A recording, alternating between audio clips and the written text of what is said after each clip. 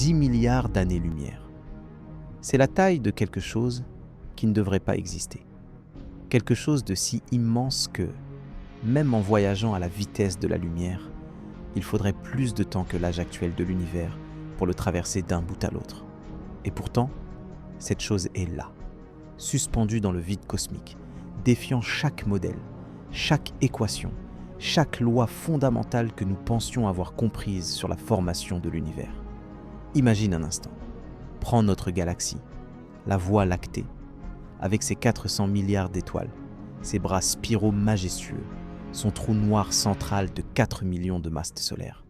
Maintenant, multiplie-la par 1 million, puis multiplie ce résultat par un autre million. Tu n'arrives toujours pas à concevoir l'échelle de ce dont je vais te parler ce soir. Dans les prochaines minutes, tu vas découvrir 3 mystères qui hantent les nuits des astrophysiciens du monde entier. Premièrement, comment une structure peut-elle exister alors que les lois de la physique affirment catégoriquement qu'elle ne devrait pas être là? Deuxièmement, pourquoi cette chose gigantesque semble pointer vers quelque chose d'encore plus troublant, quelque chose que nos instruments ne peuvent même pas détecter? Et troisièmement, ce que sa simple existence révèle sur la nature même de la réalité, sur les limites de notre compréhension, et peut-être sur notre propre insignifiance dans le grand schéma cosmique. Ce que tu vas entendre ce soir va changer ta perception de l'univers. Pas de manière métaphorique ou poétique, de manière littérale. Car une fois que tu auras compris ce que cette structure implique, tu ne pourras plus regarder le ciel nocturne de la même façon. Les étoiles que tu vois, ces points lumineux qui semblent constituer l'essentiel du cosmos, ne sont en réalité que des grains de poussière microscopiques dispersés sur une toile dont nous commençons à peine à percevoir les contours. Si les mystères du cosmos te fascinent autant qu'ils me fascinent, si tu ressens ce frisson particulier quand tu contemples l'immensité de ce qui nous dépasse, alors abonne-toi. Car le voyage que nous allons entreprendre ensemble ne fait que commencer. Pendant des décennies, les astronomes pensaient avoir une image relativement claire de la structure à grande échelle de l'univers. Selon le modèle cosmologique standard, celui que l'on enseigne dans toutes les universités du monde, l'univers est homogène et isotrope à grande échelle. Ce qui signifie, en termes simples, que peu importe dans quelle direction tu regardes, peu importe à quelle distance tu observes, l'univers devrait avoir la même apparence générale. Des galaxies, des amas de galaxies, des filaments de matière reliés entre eux comme une immense toile d'araignée cosmique, le tout baignant dans un fond de rayonnement micro-ondes quasi uniforme. Cette vision repose sur le principe cosmologique, un pilier fondamental de notre compréhension de l'univers. Ce principe stipule qu'à des échelles suffisamment grandes, disons au-delà de quelques centaines de millions d'années-lumière, l'univers ne présente plus de structure distincte. Il devient lisse, uniforme, prévisible. Les simulations informatiques les plus sophistiquées, celles qui modélisent l'évolution de l'univers depuis le Big Bang, confirment cette image. Elles montrent comment la gravité a lentement rassemblé la matière en filaments et en amas, créant ce que les scientifiques appellent la toile cosmique. Et selon ces mêmes simulations, il existe une limite théorique maximale à la taille que peut atteindre une structure cohérente dans l'univers. Cette limite se situe aux alentours de 300 à 400 millions d'années-lumière. Au-delà, l'expansion de l'univers elle-même empêche la formation de structures liées gravitationnellement. C'est une conséquence directe des équations de la relativité générale d'Einstein, combinées à nos observations du rayonnement cosmique fossile. Les variations de température dans ce rayonnement, cartographiées avec une précision extraordinaire par des satellites comme COBE, WMAP et Planck, nous indiquent exactement quelles étaient les conditions initiales de l'univers. Et ces conditions ne permettent tout simplement pas l'existence de structures dépassant cette limite. Du moins, c'est ce que nous pensions.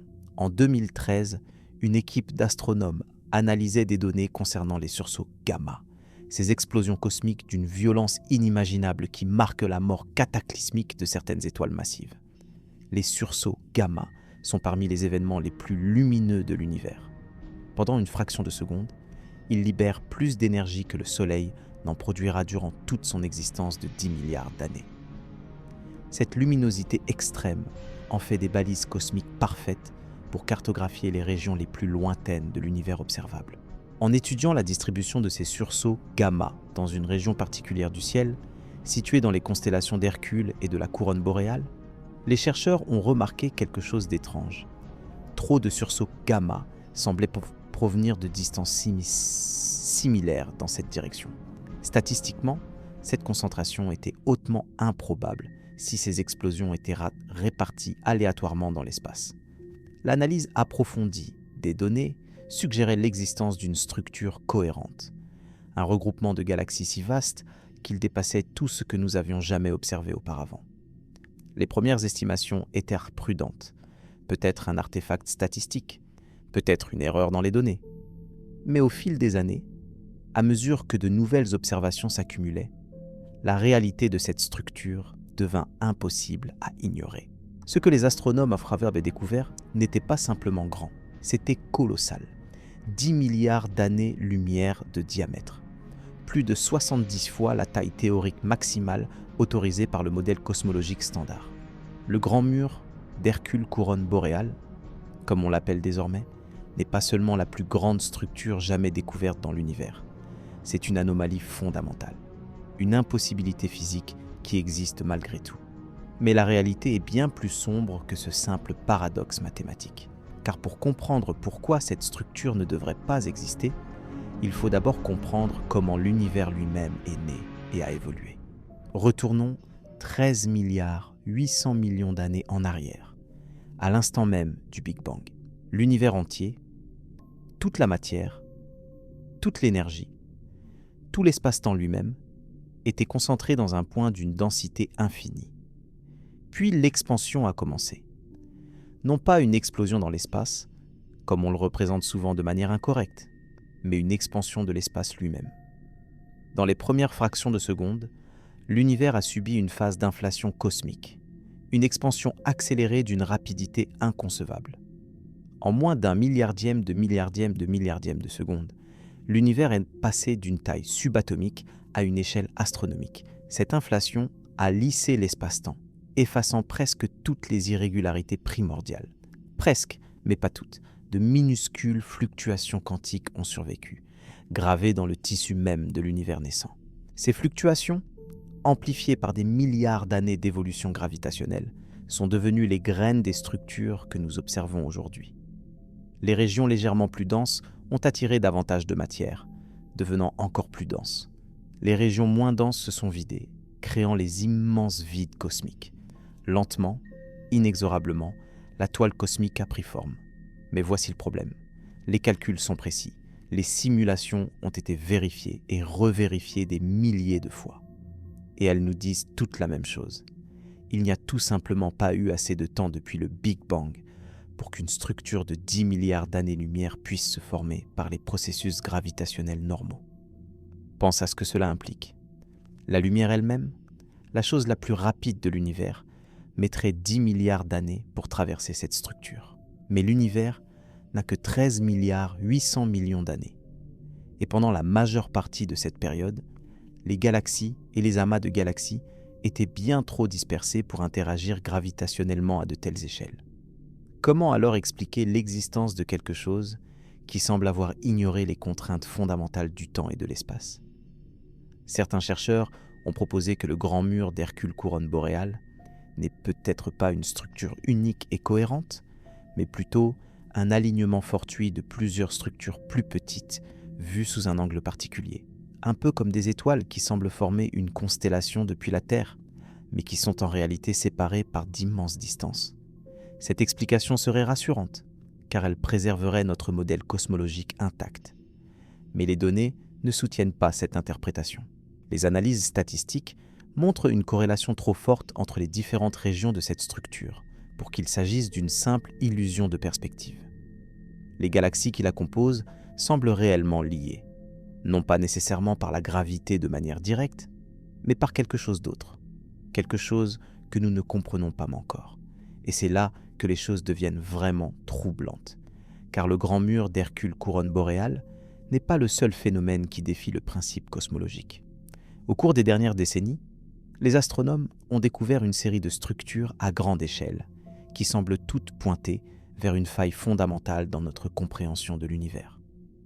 Le grand attracteur, une anomalie gravitationnelle massive qui attire des milliers de galaxies, y compris la nôtre, vers une région invisible de l'espace.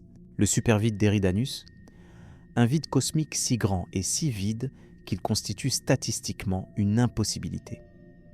Le dipôle sombre, une asymétrie dans le flux des galaxies qui suggère l'influence de quelque chose situé au-delà de l'univers observable.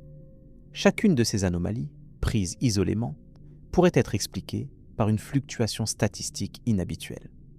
Mais leur accumulation pose un problème bien plus profond. Et si le principe cosmologique lui-même était faux?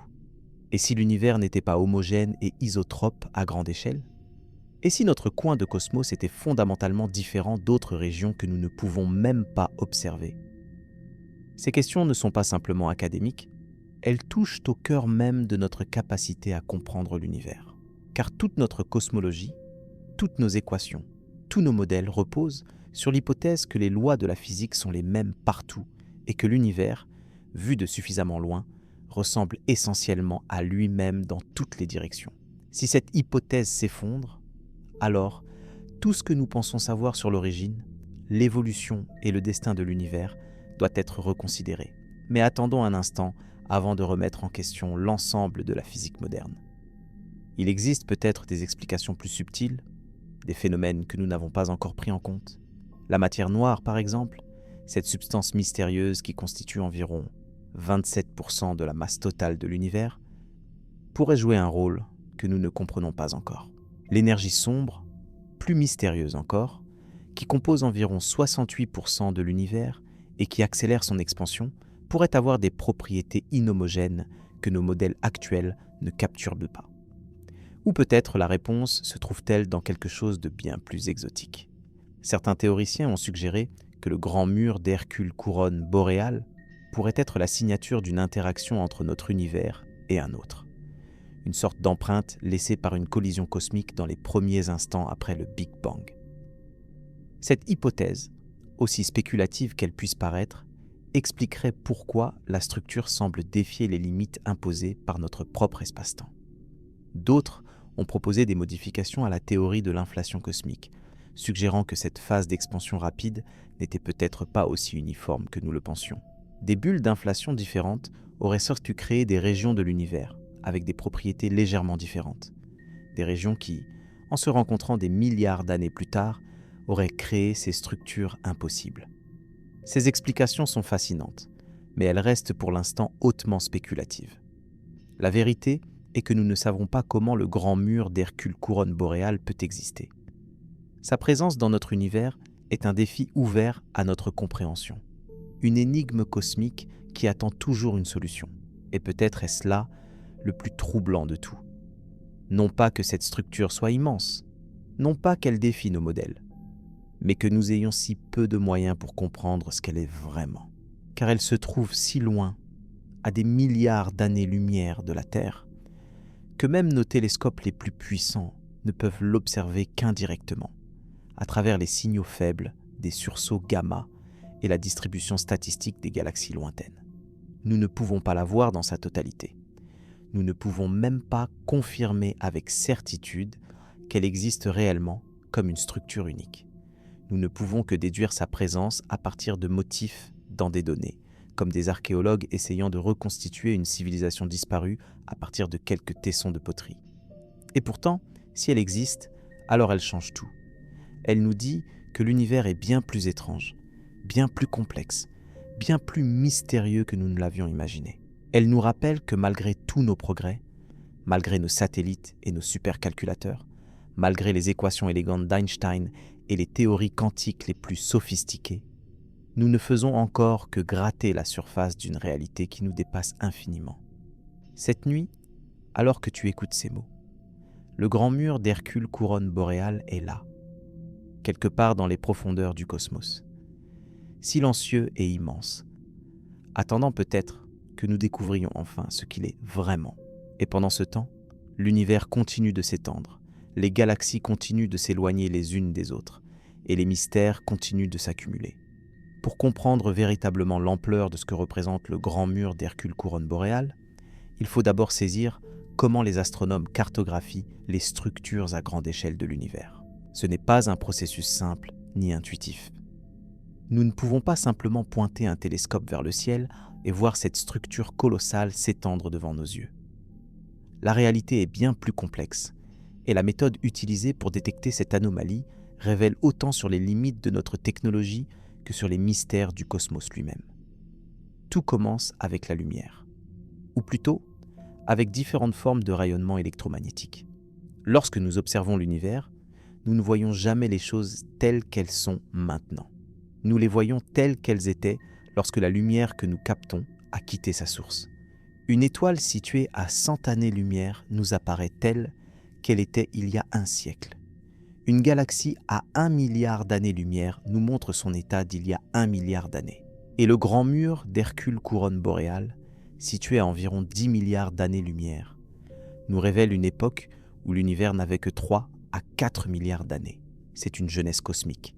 À cette époque, les premières générations d'étoiles massives terminaient leur existence dans des explosions cataclysmiques.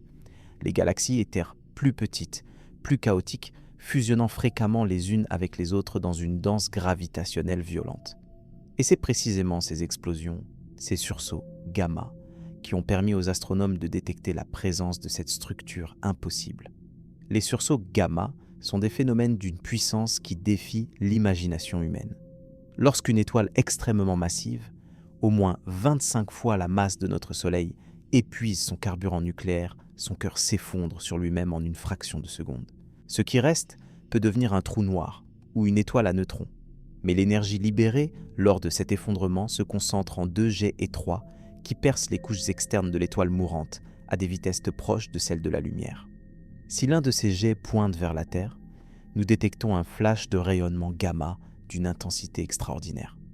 Pendant quelques secondes, parfois quelques minutes, cette explosion lointaine peut briller plus fort dans le spectre gamma que tout le reste de l'univers combiné. Ces événements sont si lumineux qu'ils peuvent être détectés à travers des milliards d'années-lumière d'espace, traversant le vide cosmique pour atteindre nos satellites spécialisés comme Swift, Fermi ou Integral. Ce qui rend les sursauts gamma particulièrement utiles pour cartographier l'univers lointain, c'est qu'ils surviennent dans des galaxies actives où la formation stellaire est intense. Et les galaxies ne sont pas réparties uniformément dans l'espace.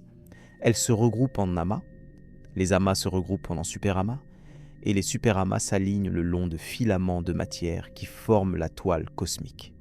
En analysant la distribution spatiale des sursauts gamma, les astronomes peuvent donc déduire la structure sous-jacente de la matière à des distances que même nos télescopes les plus puissants ne peuvent observer directement. C'est exactement ce qu'a fait l'équipe dirigée par István Horváth et ses collègues hongrois lorsqu'ils ont analysé les données du satellite Burst and Transient Source Experiment et d'autres instruments. En examinant les coordonnées célestes et les distances de plusieurs centaines de sursauts gamma, ils ont remarqué une anomalie statistique frappante dans la région située entre les constellations d'Hercule et de la couronne boréale. Pour comprendre ce qu'ils ont trouvé, imagine que tu jettes une poignée de grains de riz sur une table. Si le lancer est aléatoire, les grains devraient se répartir de manière relativement uniforme, avec quelques regroupements dus au hasard. Maintenant, imagine que tu observes une zone de la table où les grains sont significativement plus concentrés.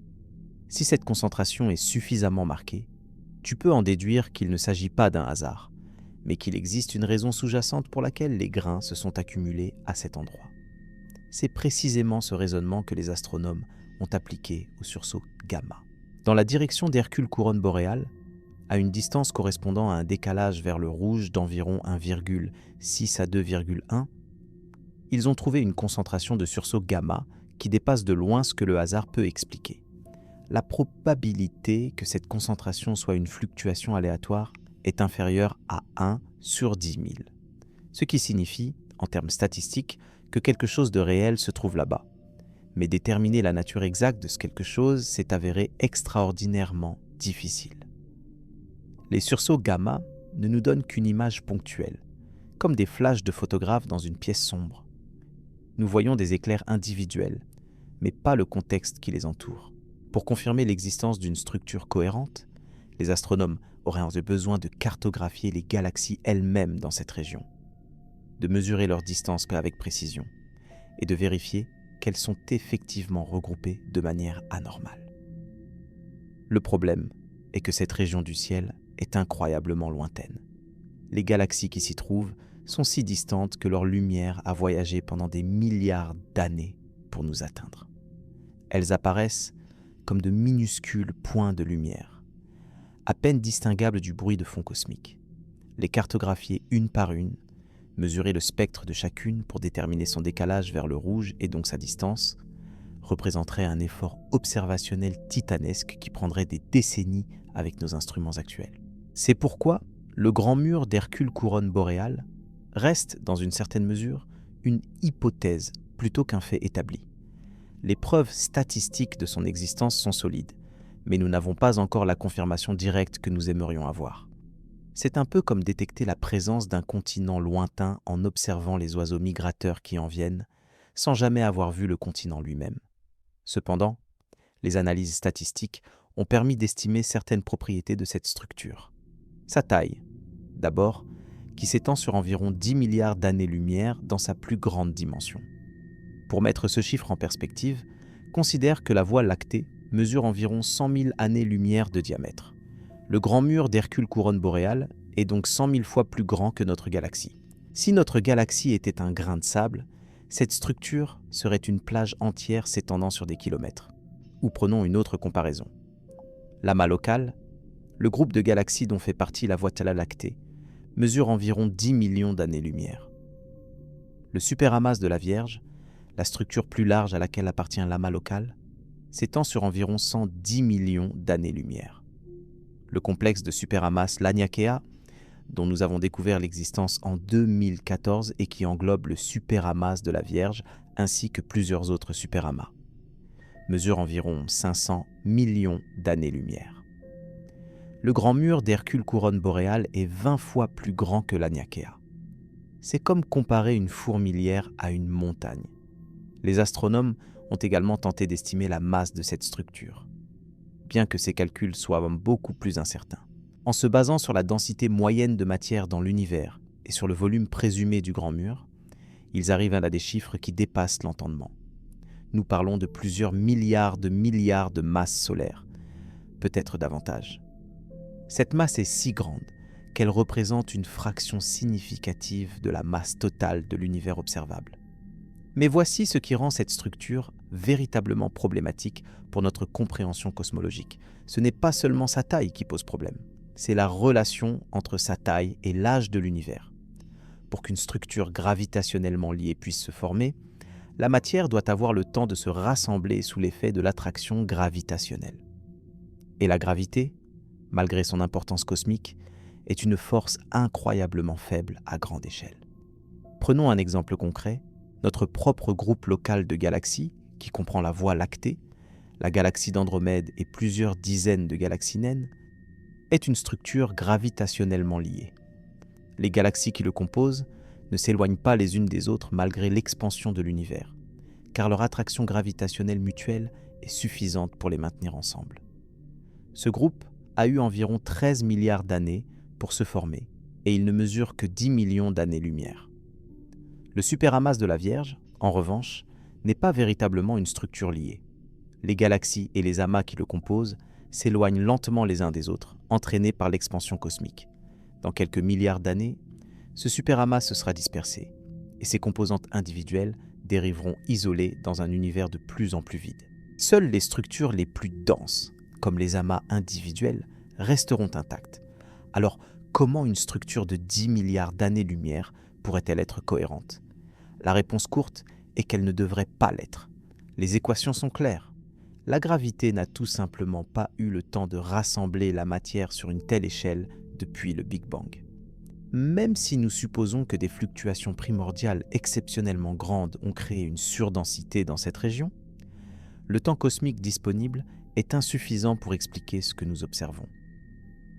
Certains physiciens ont proposé des solutions alternatives. L'une d'elles implique la matière noire, cette composante mystérieuse qui constitue environ 85% de la matière totale de l'univers. Contrairement à la matière ordinaire, la matière noire n'interagit pas avec la lumière et ne peut donc pas être observée directement. Sa présence n'est détectée qu'à travers ses effets gravitationnels sur la matière visible. Selon cette hypothèse, des concentrations exceptionnellement massives de matière noire auraient pu se former très tôt dans l'histoire de l'univers, agissant comme des puits gravitationnels qui ont attiré la matière ordinaire sur des échelles bien plus grandes que ce que nos modèles standards prédisent. Ces halos de matière noire primordiaux auraient servi de squelette invisible sur lequel le grand mur d'Hercule couronne boréale s'est construit. Cette explication est élégante, mais elle soulève ses propres problèmes. Si de telles concentrations massives de matière noire existaient, elles auraient dû laisser des empreintes détectables dans le rayonnement cosmique fossile, ce fond de micro-ondes qui nous parvient de l'époque où l'univers n'avait que 380 000 ans. Or, les observations de ce rayonnement par le satellite Planck sont remarquablement uniformes, ne montrant que de minuscules variations de température de l'ordre d'un 100 millième de degré. Ces variations sont précisément les graines à partir desquelles toutes les structures cosmiques ont grandi, et elles ne semblent pas suffisamment grandes pour expliquer l'existence du grand mur d'Hercule couronne boréale. C'est comme si nous avions une graine de tournesol et qu'un séquoia géant en avait poussé. Quelque chose ne colle pas. Une autre hypothèse fait appel à l'énergie sombre, cette force mystérieuse qui accélère l'expansion de l'univers.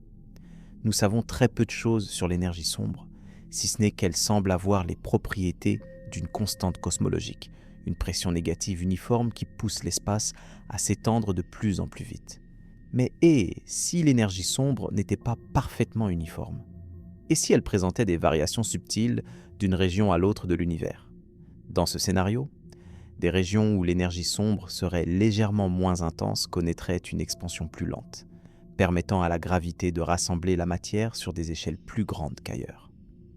Le grand mur d'Hercule couronne boréale pourrait être situé dans une telle région privilégiée, un îlot de calme relatif dans un océan d'expansion accélérée. Cette idée est séduisante, mais elle remet en question un autre pilier de la cosmologie moderne. Si l'énergie sombre varie d'un endroit à l'autre, alors l'univers n'est pas homogène à grande échelle, et le principe cosmologique s'effondre.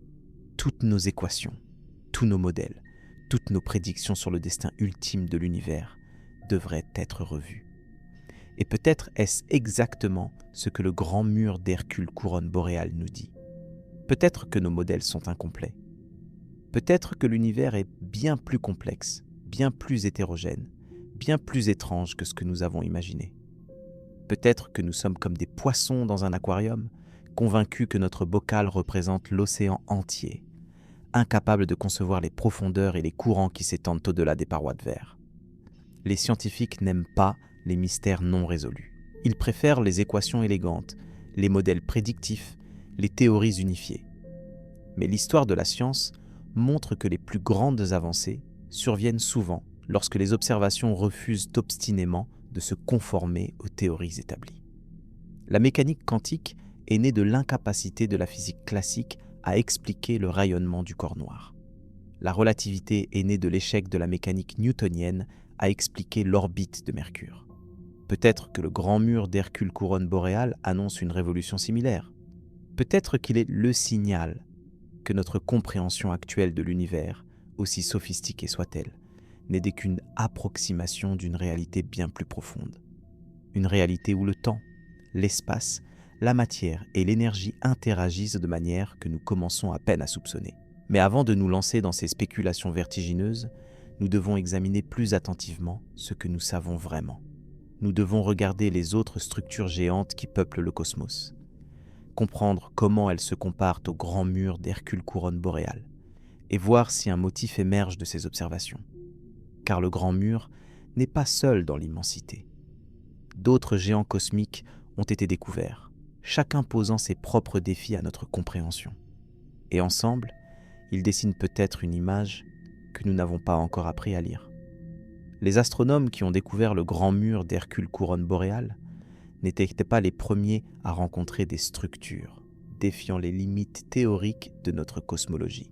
Bien avant cette découverte, d'autres géants cosmiques avaient déjà ébranlé nos certitudes, préparant le terrain pour cette anomalie suprême qui allait tout remettre en question. En 1989, Margaret Geller et John Huchra, 2 astronomes du centre d'astrophysique Harvard-Smithsonian cartographiaient systématiquement les galaxies dans un secteur du ciel proche de la constellation de la Grande Ourse. Leur projet, connu sous le nom de CFA Redshift Survey, visait à créer une carte tridimensionnelle de notre voisinage cosmique en mesurant le décalage vers le rouge de milliers de galaxies. Ce décalage, causé par l'expansion de l'univers, permet de déduire la distance d'une galaxie. Plus le décalage est important, plus la galaxie est lointaine. Ce qu'ils ont découvert les a stupéfiés. Les galaxies n'étaient pas réparties uniformément dans l'espace. Elles formaient des structures filamentaires, des murs et des bulles, créant un réseau complexe qui ressemblait davantage à une éponge qu'à une distribution homogène. Et au centre de leur carte se trouvait quelque chose d'immense. Une concentration de galaxies formant une structure plate s'étendant sur plus de 500 millions d'années-lumière. Ils l'ont appelé le Grand Mur CFA2, ou simplement le Grand Mur. Cette découverte a marqué un tournant dans notre compréhension de la structure à grande échelle de l'univers. Pour la première fois, nous avions une preuve observationnelle directe que les galaxies s'organisaient en structures cohérentes bien plus grandes que les amas individuels. Le Grand Mur CFA2 contenait des milliers de galaxies, des centaines d'amas, formant ensemble une muraille cosmique d'une envergure jamais observée auparavant. Mais 500 millions d'années-lumière, bien que considérables, restaient dans les limites de ce que le modèle cosmologique standard pouvait expliquer. Certes, c'était proche de la taille maximale théorique, mais pas encore au-delà. Les cosmologistes pouvaient encore respirer, rassurés que leurs équations tenaient en bon. Cette tranquillité n'a pas duré longtemps. En 2003, une équipe internationale utilisant les données du Sloan Digital Sky Survey, le projet de cartographie galactique le plus ambitieux jamais entrepris, a découvert une structure encore plus massive. Située à environ 1 milliard d'années-lumière de la Terre, le Grand Mur de Sloan s'étendait sur près d'1,4 milliard d'années-lumière. C'était presque 3 fois la taille du Grand Mur CFA2, et bien au-delà de la limite théorique de 3 à 400 millions d'années-lumière. Les alarmes ont commencé à sonner dans la communauté cosmologique. Comment une telle structure pouvait-elle exister ? Les simulations informatiques les plus sophistiquées, celles qui modélisaient l'évolution de l'univers depuis le Big Bang en utilisant les meilleures données disponibles sur la matière noire et l'énergie sombre, ne produisaient jamais de structure de cette taille. Quelque chose n'allait pas, soit dans nos observations, soit dans nos modèles. Puis, en 2013, est venu le Huge Large Quasar Group, traduit parfois comme l'énorme groupe de quasars. Cette structure, découverte par une équipe dirigée par Roger Close de l'université du Lancashire Central en Angleterre, était composée de 73 quasars. Ces noyaux galactiques extrêmement lumineux alimentés par des trous noirs supermassifs, dévorant activement de la matière. Ces quasars n'étaient pas répartis aléatoirement. Ils formaient un regroupement cohérent s'étendant sur 4 milliards d'années-lumière. 4 milliards d'années-lumière, 10 fois la limite théorique. À ce stade, les cosmologistes ne pouvaient plus ignorer le problème. Quelque chose de fondamental échappait à leur compréhension. Et puis, la même année, l'annonce du Grand Mur d'Hercule couronne boréale a tout éclipsé. 10 milliards d'années-lumière, 25 fois la limite théorique, une structure si vaste qu'elle représente environ 7% de l'univers observable dans une seule direction. Ces découvertes successives dessinent un tableau troublant. Il ne s'agit pas d'une anomalie isolée qu'on pourrait attribuer à une fluctuation statistique malheureuse. Il s'agit d'un pattern, d'une tendance systématique. Plus nous regardons loin, plus nous trouvons de structures qui dépassent ce que nos théories permettent.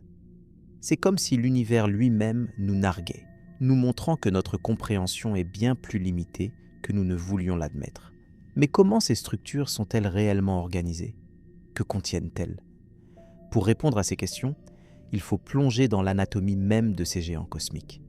Prenons le cas du Grand Mur de Sloan, que nous comprenons mieux que le Grand Mur d'Hercule couronne boréale en raison de sa relative proximité. Cette structure n'est pas un bloc monolithique de galaxies serrées les unes contre les autres. Elle ressemble davantage à un réseau, un échafaudage cosmique composé de filaments de matière interconnectés. Ces filaments sont des régions où la densité de galaxies est plus élevée que la moyenne cosmique. Ils relient entre eux des nœuds, des zones de concentration maximale qui correspondent généralement à des amas de galaxies massifs. Entre ces filaments et ces nœuds s'étendent des régions presque vides, des voides où les galaxies sont extrêmement rares. La structure d'ensemble ressemble étrangement à un réseau neuronal ou à une mousse de savon, avec des parois fines délimitant des bulles de vide. Cette analogie n'est pas fortuite. Les mêmes processus physiques qui créent les bulles de savon, la tension de surface et la minimisation de l'énergie, ont leurs équivalents cosmiques dans la gravité et l'expansion de l'univers. Au sein du grand mur de Sloan, les astronomes ont identifié plusieurs amas de galaxies majeures, chacun contenant des centaines, voire des milliers de galaxies individuelles. L'un des plus remarquables est l'amas SCL 126, un superamas massif situé près du centre géométrique de la structure. Cet amas seul contient plus de matière que des milliers de Voids lactées réunies. Mais le grand mur de Sloan, malgré son immensité, n'est pas une structure gravitationnellement liée au sens strict. Ces différentes parties ne sont pas maintenues ensemble par l'attraction gravitationnelle mutuelle. Au contraire, elles s'éloignent lentement les unes des autres, entraînées par l'expansion de l'univers. Ce que nous appelons le grand mur est en réalité un instantané cosmique, une configuration transitoire qui se dissoudra au fil des milliards d'années à venir. Cette distinction est cruciale pour comprendre la nature du grand mur d'Hercule couronne boréale. Si même les structures géantes relativement proches comme le grand mur de Sloan ne sont pas véritablement liées, que peut-on dire d'une structure 10 fois plus grande située 10 fois plus loin ? La réponse est que nous ne savons pas vraiment ce qu'est le grand mur d'Hercule couronne boréale. Nous ne savons pas s'il s'agit d'un unique superamas démesurément grand, d'un alignement de plusieurs superamas distincts, ou de quelque chose d'entièrement différent que nos catégories actuelles ne peuvent pas décrire. Ce que nous savons, c'est que les sursauts gamma dans cette région présentent une corrélation spatiale qui ne peut pas être expliquée par le hasard. Ces explosions stellaires surviennent dans des galaxies, et les galaxies ne sont pas réparties uniformément dans cette zone. Elles forment une concentration, une surdensité qui s'étend sur une échelle inimaginable. Certains chercheurs ont proposé que le grand mur d'Hercule couronne boréale pourrait être une manifestation de la toile cosmique à une échelle que nous n'avions jamais observée auparavant. Dans cette interprétation, ce que nous percevons comme une structure unique serait en réalité un fragment particulièrement dense du réseau de filaments qui structure tout l'univers. Un endroit où plusieurs grands filaments cosmiques convergent, créant un nœud de matière exceptionnellement massif. Cette explication a le mérite de ne pas nécessiter de nouvelles physiques. Elle suggère simplement que les fluctuations primordiales dans cette région de l'univers étaient exceptionnellement fortes, conduisant à une concentration de matière plus importante qu'ailleurs. C'est une fluctuation statistique extrême, certes, mais pas impossible. Cependant, cette explication se heurte à un problème de taille, littéralement. Les fluctuations primordiales que nous observons dans le rayonnement cosmique fossile suivent une distribution statistique bien définie, une courbe en cloche où les fluctuations extrêmes sont exponentiellement improbables. Pour générer une structure de la taille du grand mur d'Hercule couronne boréale, il faudrait une fluctuation si extrême que sa probabilité serait virtuellement nulle. Nous parlons ici de probabilité de l'ordre d'une chance sur plusieurs milliards de milliards. C'est tellement improbable que les statisticiens diraient que cela ne devrait tout simplement pas arriver. Pas une fois dans l'histoire entière de l'univers. Pas même si des milliards d'univers existaient en parallèle. Et pourtant, cette structure semble être là. C'est là que les choses commencent à devenir vraiment étranges. Car il existe une autre possibilité.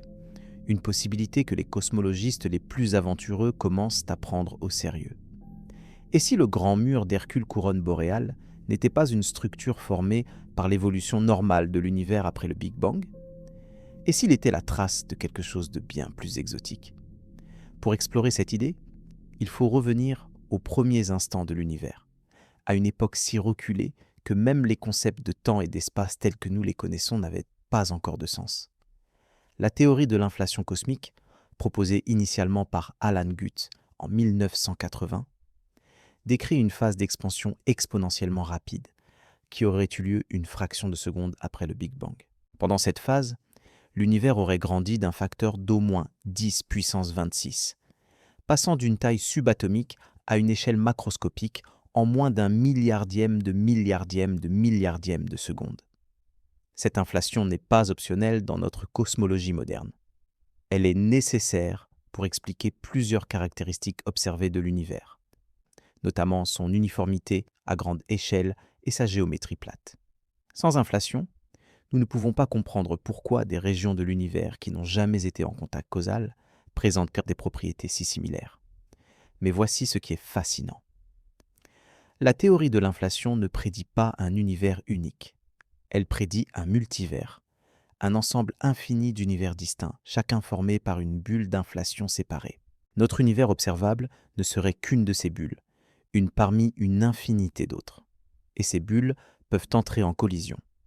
Lorsque deux bulles d'univers en expansion se rencontrent, leur frontière commune crée une signature distinctive, une empreinte qui pourrait être détectable dans la distribution de la matière et du rayonnement.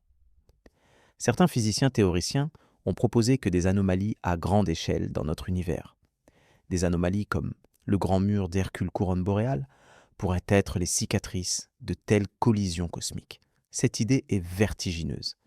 Elle suggère que la plus grande structure de notre univers n'est peut-être pas vraiment de notre univers. Elle pourrait être le résultat d'une interaction avec un autre domaine de réalité, un autre univers avec ses propres lois physiques, sa propre histoire, sa propre existence. Bien sûr, cette hypothèse est extrêmement spéculative. Nous n'avons aucun moyen direct de la tester, et elle se situe à la frontière entre la physique et la métaphysique. Mais elle illustre à quel point le grand mur d'Hercule couronne boréale pousse les limites de notre compréhension. Face à une anomalie si extrême, même les idées les plus extraordinaires méritent d'être considérées. D'autres physiciens ont proposé des explications impliquant des modifications de la gravité à grande échelle. La relativité générale d'Einstein, bien qu'extraordinairement précise dans tous les tests que nous avons pu réaliser, n'a jamais été vérifiée à des échelles cosmologiques. Il est possible que la gravité se comporte différemment sur des distances de milliards d'années-lumière, permettant la formation de structures que nos modèles actuels ne peuvent pas prédire. Ces théories de gravité modifiée, connues sous des noms comme monde ou FR, proposent que l'attraction gravitationnelle devient plus forte ou se comporte différemment lorsque les accélérations sont extrêmement faibles ou les distances extrêmement grandes. Si c'était le cas, la matière pourrait se rassembler plus efficacement sur de grandes échelles, expliquant potentiellement l'existence de structures géantes comme le grand mur d'Hercule couronne boréale. Mais ces théories ont leurs propres problèmes. Elles peinent souvent à expliquer d'autres observations cosmologiques, comme le rayonnement cosmique fossile ou les abondances des éléments légers formés dans les premières minutes après le Big Bang. Modifier la gravité n'est pas une solution miracle, et chaque modification proposée crée généralement autant de problèmes qu'elle en résout, ce qui nous laisse dans une position inconfortable. Le grand mur d'Hercule couronne boréale existe probablement. Les preuves statistiques sont solides, mais nous n'avons pas d'explication satisfaisante pour sa présence. Ni le modèle cosmologique standard, ni les modifications proposées ne parviennent à rendre compte de cette structure, sans faire des compromis inacceptables ailleurs. C'est peut-être le signe que nous avons besoin d'une révolution conceptuelle, d'un nouveau paradigme qui transcende nos catégories actuelles.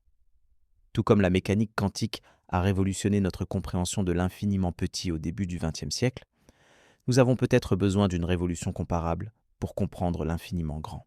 Et c'est là que le mystère du grand mur d'Hercule couronne boréale rejoint quelque chose de bien plus violent, de bien plus énergétique, de bien plus terrifiant. Car pour comprendre comment cette structure a pu se former, nous devons comprendre les forces les plus extrêmes de l'univers. Les explosions, les collisions, les cataclysmes qui forgent et détruisent les mondes. L'univers n'est pas un endroit paisible.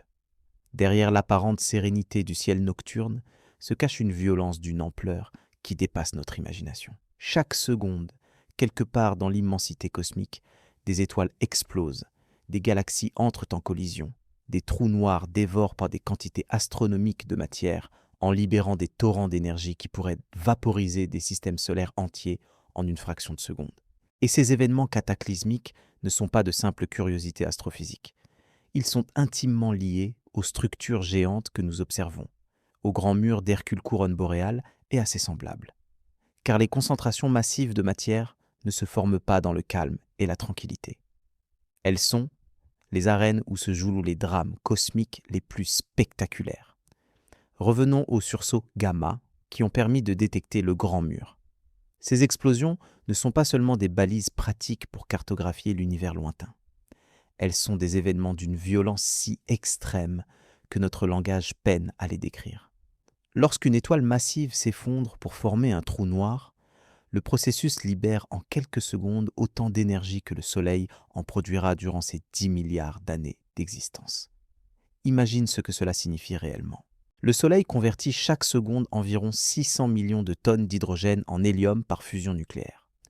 Ce processus libère l'équivalent de 4 millions de tonnes de matière pure convertie en énergie selon la fameuse équation d'Einstein. E égale mc au carré. Cette énergie rayonne dans toutes les directions, illuminant notre système solaire, réchauffant la Terre, rendant la vie possible.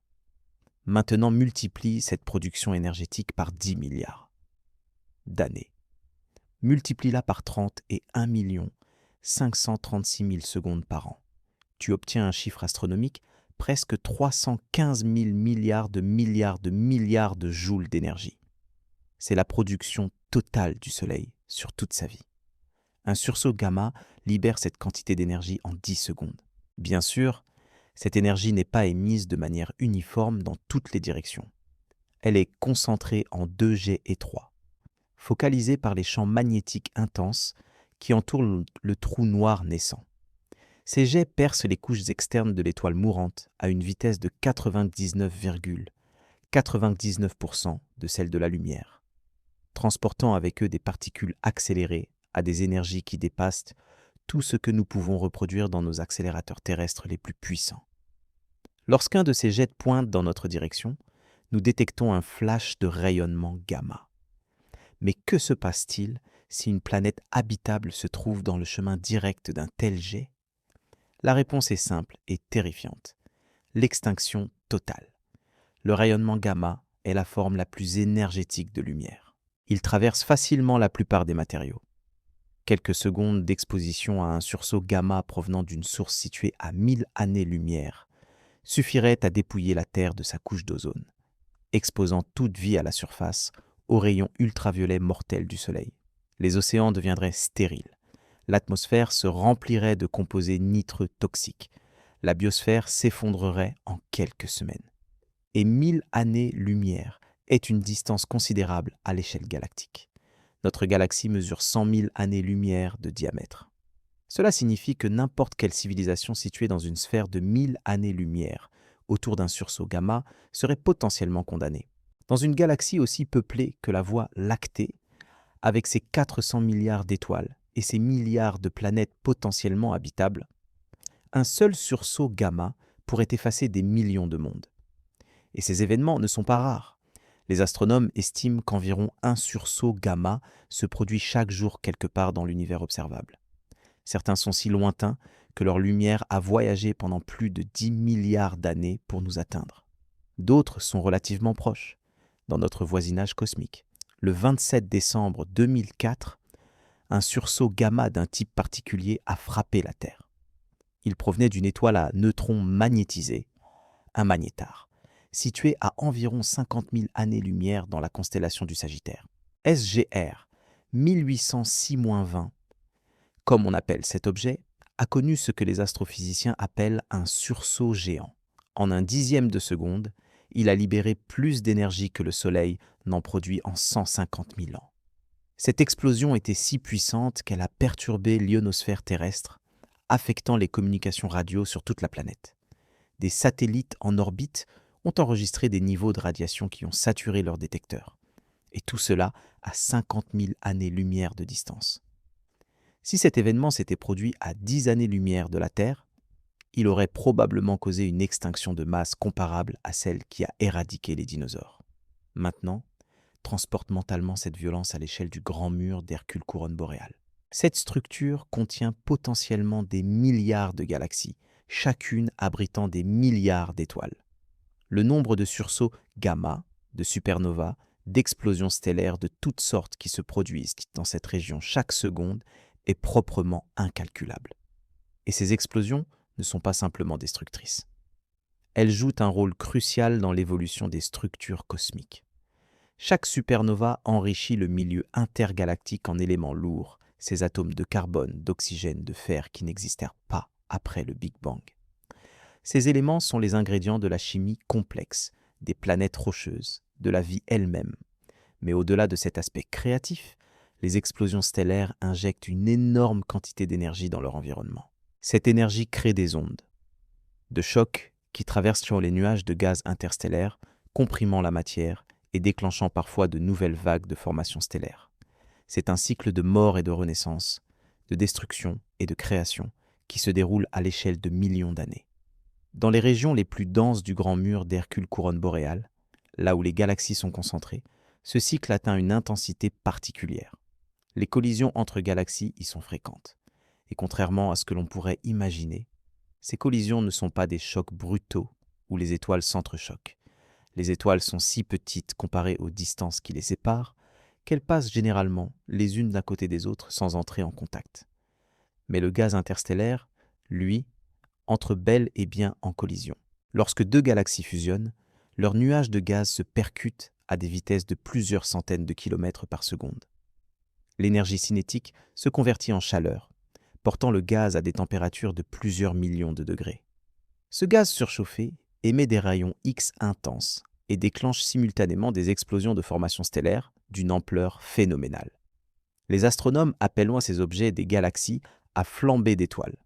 Dans ces galaxies, de nouvelles étoiles naissent à un rythme des centaines, voire des milliers de fois supérieur à celui de galaxies calmes comme la Voie lactée. Et parce que beaucoup de ces étoiles sont massives et vivent peu de temps, elles explosent rapidement en supernova, créant un feu d'artifice cosmique perpétuel. L'exemple le plus spectaculaire de ce phénomène dans notre voisinage cosmique est la galaxie M82, située à environ 12 millions d'années-lumière dans la constellation de la Grande Ourse. Cette galaxie, environ 10 fois plus petite que la Voie lactée, produit actuellement des étoiles à un rythme 10 fois supérieur. Les observations en rayons X révèlent qu'environ 60 supernovas y explosent chaque siècle, contre une tous les 50 ans dans notre propre galaxie. Mais M82 n'est qu'un avant-goût. Dans les régions les plus denses des superamas géants, là où les galaxies sont comprimées les unes contre les autres par la gravité collective de la structure entière, les collisions galactiques et les flambées d'étoiles atteignent des niveaux bien plus extrêmes. HARP 220, également connue sous le nom de galaxie des antennes, est une paire de galaxies en collision située à environ 70 millions d'années-lumière de nous. Les images du télescope spatial Hubble révèlent des détails stupéfiants de cette fusion cosmique. Des filaments de gaz et de poussière s'étendent sur des centaines de milliers d'années-lumière, ponctués par des milliers de régions de formation stellaire intense. Les astronomes ont identifié plus de 1000 amas stellaires jeunes dans ce système, chacun contenant des dizaines de milliers d'étoiles nouvellement nées. Dans environ 1 milliard d'années, ces deux galaxies auront complètement fusionné, formant une unique galaxie elliptique géante. Mais le processus ne sera pas paisible. Les trous noirs supermassifs au centre de chaque galaxie, contenant chacun plusieurs millions de masses solaires, suivront des orbites en spirale, l'un autour de l'autre, se rapprochant progressivement jusqu'à la fusion finale. Lorsque ces titans se rencontreront enfin, ils libéreront une quantité d'énergie si colossale qu'elle se propagera à travers tout l'univers sous forme d'ondes gravitationnelles. Ces ondes gravitationnelles, des ondulations dans le tissu même de l'espace-temps, ont été détectées pour la première fois en septembre 2015 par les instruments LIGO. Cet événement historique, résultat de la fusion de deux trous noirs de quelques dizaines de masses solaires situés à 1,3 milliard d'années-lumière, a marqué le début d'une nouvelle ère en astronomie. Depuis, des dizaines d'autres détections ont été confirmées, révélant un univers bien plus violent et dynamique que ce que les observations en lumière visible suggéraient. Les fusions de trous noirs ne sont pas des événements rares. Elles se produisent constamment, partout dans l'univers, libérant des quantités d'énergie qui défient l'imagination.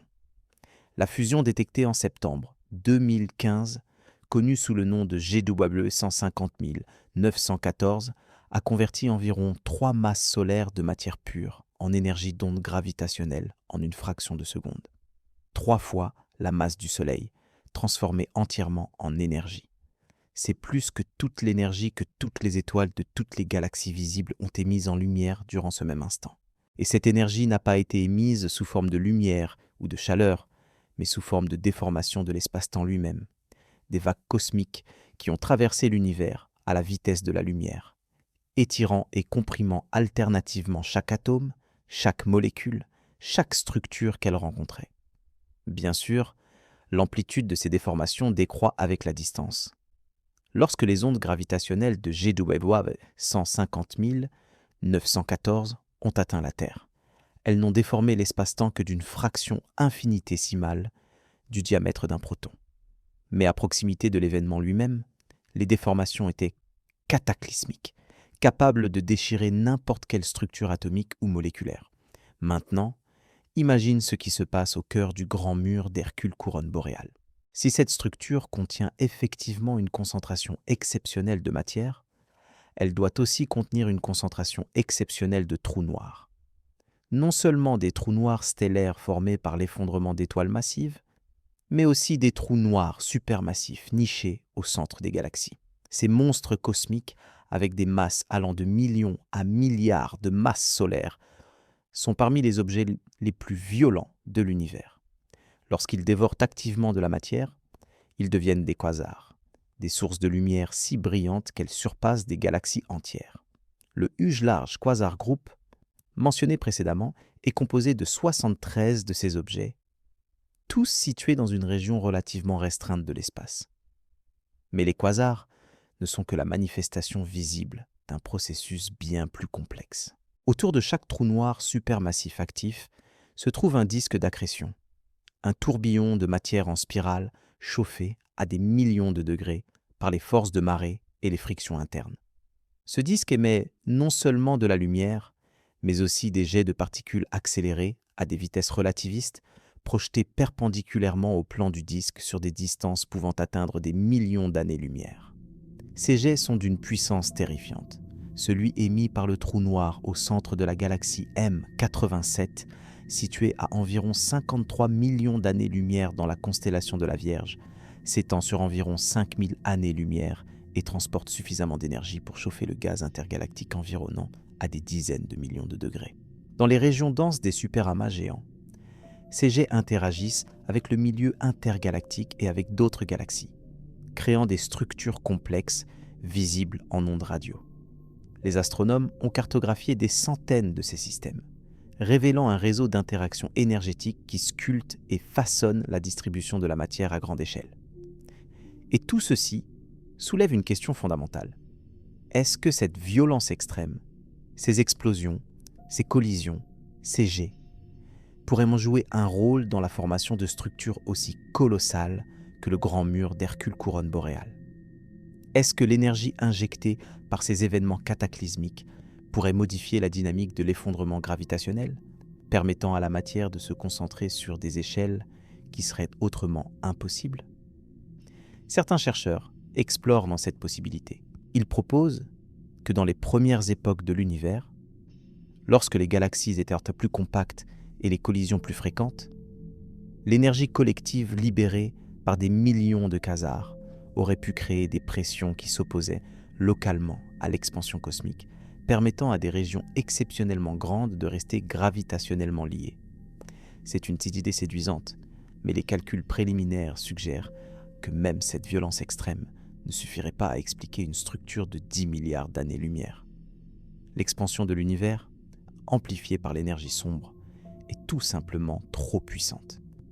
À de telles échelles, rien ne devrait pouvoir résister à la dispersion inexorable. Et pourtant, la structure semble être là, défiant nos calculs, défiant nos théories, défiant notre compréhension même de ce qui est possible dans cet univers. Ce qui nous ramène à la question centrale, la question qui hante les nuits des cosmologistes depuis la découverte de cette anomalie. Comment le grand mur d'Hercule couronne boréale peut-il exister? Et que nous dit son existence sur la nature profonde de la réalité? Face à l'immensité du grand mur d'Hercule couronne boréale, face à cette structure qui s'étend sur 10 milliards d'années-lumière et qui défie tout ce que nous pensions savoir sur la formation de l'univers, une question surgit inévitablement. Une question qui transcende la physique et l'astrophysique pour toucher aux racines mêmes de notre existence. Quelle est notre place dans un cosmos capable d'engendrer de tels monstres ? Que signifie être humain dans un univers où les structures les plus fondamentales échappent à notre compréhension ? Cette question n'est pas nouvelle. Depuis l'aube de la conscience, les êtres humains ont levé les yeux vers le ciel nocturne et ressenti ce mélange particulier de terreur et d'émerveillement face à l'infini. Mais aujourd'hui, armés de nos télescopes et de nos équations, nous mesurons cette infinité avec une précision sans précédent. Et cette mesure, paradoxalement, ne fait qu'approfondir le mystère. Considère un instant ce que représente vraiment le grand mur d'Hercule couronne boréale en termes humains.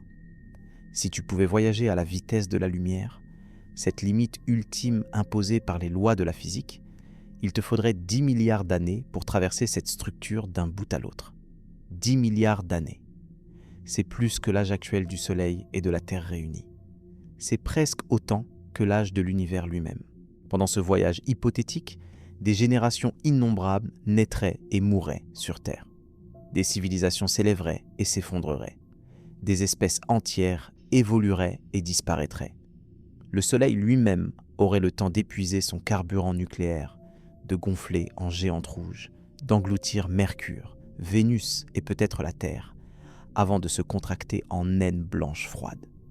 Et tu n'aurais toujours pas atteint l'autre côté. Cette échelle temporelle dépasse non seulement notre expérience quotidienne, mais aussi notre capacité conceptuelle. Nos cerveaux ont évolué pour comprendre les intervalles de temps pertinents à notre survie. Des secondes aux décennies tout au plus. Au-delà, les chiffres deviennent abstraits, dénués de signification émotionnelle. Nous pouvons écrire 10 milliards d'années sur une feuille de papier, mais nous ne pouvons pas vraiment les ressentir. Et c'est peut-être là que réside la première leçon existentielle du Grand Mur. Il nous confronte brutalement aux limites de notre cognition. Il nous montre que l'univers n'a pas été conçu pour être compris par des créatures de notre taille et de notre durée de vie. Nous sommes des êtres éphémères tentant de saisir l'éternel, des atomes conscients essayant de cartographier l'infini. Certains pourraient trouver cette perspective écrasante, déprimante même.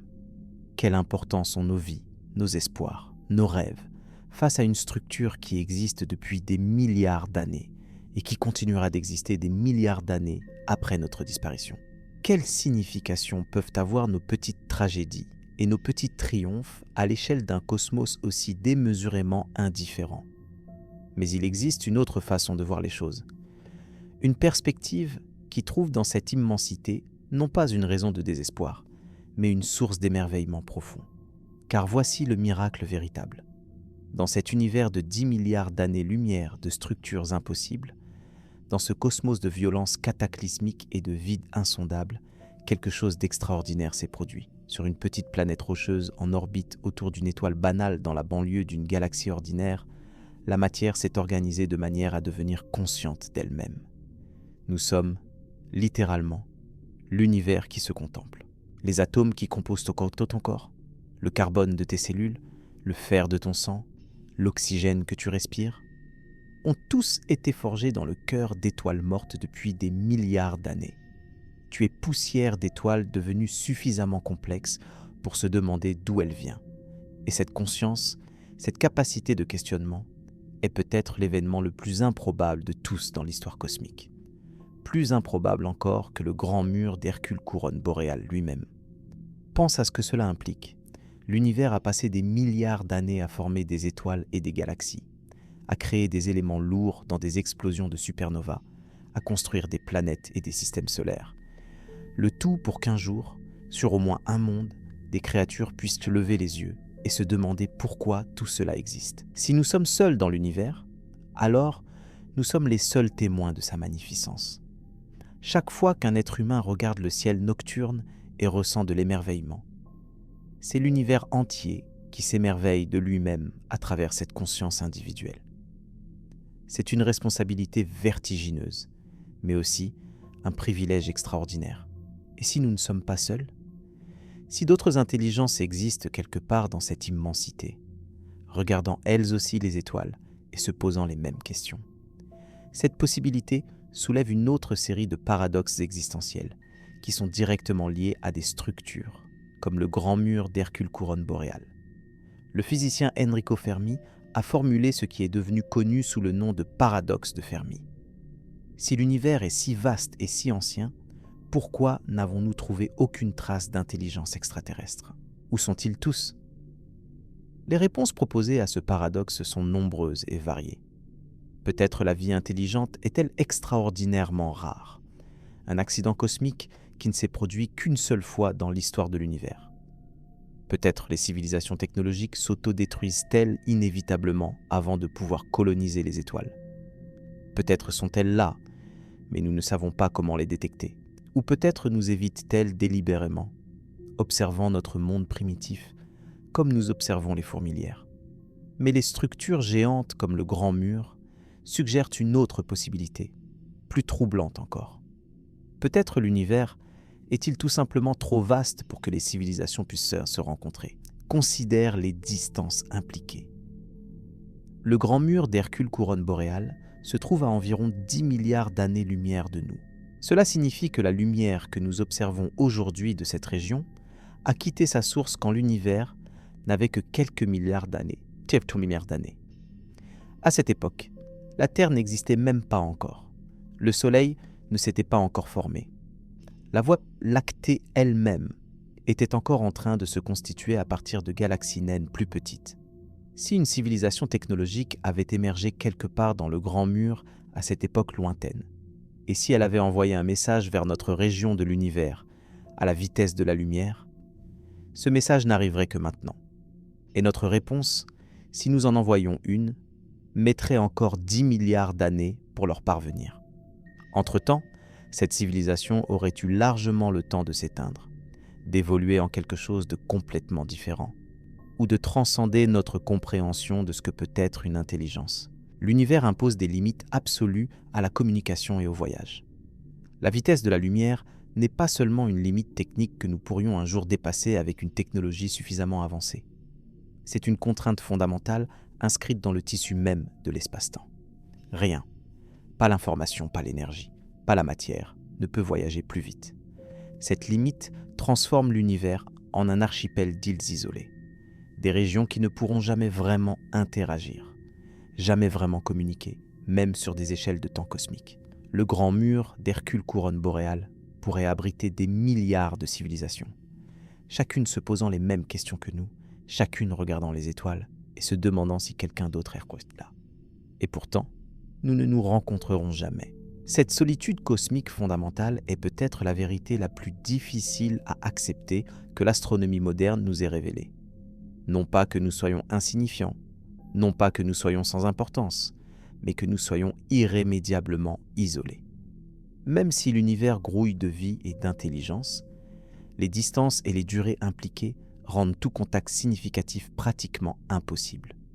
Et pourtant, quelque chose dans l'existence même du Grand Mur offre une forme de consolation étrange, car sa présence nous dit que l'univers est capable de choses que nous n'avions pas imaginées. Il est capable de former des structures qui défient nos théories les mieux établies. Il est capable de surprises. Si l'univers peut créer quelque chose d'aussi improbable que le Grand Mur d'Hercule Couronne boréale, que pourrait-il créer d'autre? Quelle merveille, quel phénomène, quelle forme d'existence se cache dans les régions que nous n'avons pas encore explorées, que nous ne pouvons même pas encore observer. Cette perspective ouvre des possibilités vertigineuses.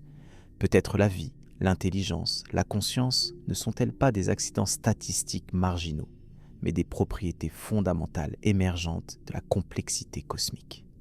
Peut-être que là où l'univers devient suffisamment complexe, la conscience émerge aussi inévitablement que les étoiles se forment à partir des nuages de gaz. Certains physiciens et philosophes ont exploré cette idée sous différentes formes. Le principe anthropique, dans ses versions fortes, suggère que l'univers possède les propriétés nécessaires pour engendrer des observateurs conscients, parce que seul un tel univers pourrait contenir quelqu'un pour poser la question. C'est un raisonnement circulaire, certes, mais il pointe vers quelque chose de profond. L'univers et la conscience semblent étrangement adaptés l'un à l'autre. Mais allons plus loin encore dans les implications philosophiques. Le grand mur d'Hercule couronne boréale nous confronte à une question fondamentale sur la nature de la réalité elle-même. Si nos meilleures théories physiques affirment qu'une telle structure ne devrait pas exister, et qu'elle existe quand même, que devons-nous en conclure ? Une possibilité est que nos théories sont simplement incomplètes. C'est l'option la plus conservatrice, et probablement la plus probable. La science a toujours fonctionné par approximations successives, chaque génération de théories expliquant davantage de phénomènes que la précédente, tout en laissant des mystères irrésolus. Le grand mur serait alors simplement le signe qu'une nouvelle révolution théorique est nécessaire, comparable à la relativité ou à la mécanique quantique. Mais il existe des possibilités plus radicales. Certains philosophes et physiciens ont suggéré que notre univers pourrait n'être qu'une simulation, un programme informatique tournant sur un substrat computationnel dans une réalité plus fondamentale. Dans cette perspective, des anomalies comme le grand mur pourraient être des bugs, des erreurs dans le code, ou peut-être des signatures délibérément laissées par les programmeurs. Cette hypothèse peut sembler délirante, mais elle est prise au sérieux par certains penseurs respectables. Nick Bostrom, philosophe à Oxford, a formulé un argument logique suggérant que nous vivons probablement dans une simulation. Si les civilisations avancées ont la capacité de créer des simulations conscientes d'univers, et si elles le font en grand nombre, alors statistiquement, la plupart des consciences qui existent seraient par des consciences simulées plutôt que des consciences dans la réalité de base. Et nous n'aurions aucun moyen de savoir de quel côté nous nous trouvons. Le grand mur d'Hercule couronne boréale n'est pas une preuve de l'hypothèse de la simulation, loin de là. Mais son existence soulève des questions sur ce que nous considérons comme possible et impossible, sur les limites de notre capacité à comprendre la réalité, sur la distinction même entre ce qui est réel et ce qui est apparent. Et puis, il y a les implications temporelles. Le grand mur nous montre l'univers tel qu'il était il y a des milliards d'années. Nous regardons le passé, un passé si lointain que même le concept de passé perd son sens habituel. Quand nous observons le grand mur, nous ne voyons pas ce qu'il est maintenant, à cet instant précis. Nous voyons ce qu'il était quand la lumière que nous captons a commencé son voyage. Aujourd'hui, 10 milliards d'années plus tard, cette structure a changé de manière que nous ne pouvons qu'imaginer. Les galaxies qui la composent ont vieilli, leurs étoiles sont mortes et ont été remplacées par de nouvelles générations. Les trous noirs ont grossi en dévorant toujours plus de matière. Et l'expansion de l'univers a continué son travail inexorable. Les différentes parties du grand mur se sont éloignées les unes des autres, emportées par le flot de l'espace-temps en expansion. Ce qui était une structure cohérente il y a 10 milliards d'années est peut-être aujourd'hui fragmenté en archipels isolés, dérivant à jamais vers la solitude cosmique. Cette perspective temporelle nous confronte à une réalité troublante. Nous ne voyons jamais l'univers tel qu'il est. Nous ne voyons que ce qu'il était, à des moments différents selon la distance. Les étoiles que nous voyons la nuit nous montrent un passé de quelques années à quelques milliers d'années. Les galaxies lointaines nous montrent un passé de millions ou de milliards d'années. Et les régions les plus éloignées de l'univers observable nous montrent un passé si reculé qu'il touche aux premiers instants après le Big Bang. L'univers que nous percevons n'est pas un instantané, une photographie figée d'un moment précis. C'est une mosaïque de temps différents, un patchwork de passés multiples assemblés par notre perspective limitée. Le présent cosmique, si un tel concept a même un sens, nous est à jamais inaccessible. Cette impossibilité de percevoir le présent de l'univers est une conséquence directe des lois de la physique, de cette limite de la vitesse de la lumière qui structure l'espace-temps. Et elle a des implications profondes pour notre compréhension de la causalité, du temps, de la réalité elle-même. Si nous ne pouvons jamais savoir ce qui se passe maintenant dans le grand mur d'Hercule couronne boréale, que signifie vraiment maintenant à cette échelle ? Le temps lui-même semble perdre sa signification habituelle quand les distances deviennent si grandes que la notion de simultanéité s'effondre. Einstein a montré, avec sa théorie de la relativité restreinte, que la simultanéité est relative. Deux événements qui semblent simultanés pour un observateur peuvent apparaître séquentiels pour un autre observateur en mouvement. Il n'existe pas de présent universel, pas d'instant maintenant qui s'étendrait à travers tout le cosmos. Chaque point de l'univers a son propre temps, sa propre expérience de l'écoulement temporel. Cette relativité du temps devient particulièrement vertigineuse quand on considère des structures comme le Grand Mur. Si des êtres conscients existaient à différents endroits de cette structure, ils vivraient dans des présents différents, des présents qui ne pourraient jamais se synchroniser en raison des distances impossibles qui les séparent. Et au-delà de ces considérations sur le temps et l'espace, le Grand Mur nous force à contempler le destin ultime de l'univers. Car cette structure, si massive soit-elle, est condamnée comme tout le reste à la dispersion finale. Les cosmologistes ont modélisé plusieurs scénarios pour la fin de l'univers.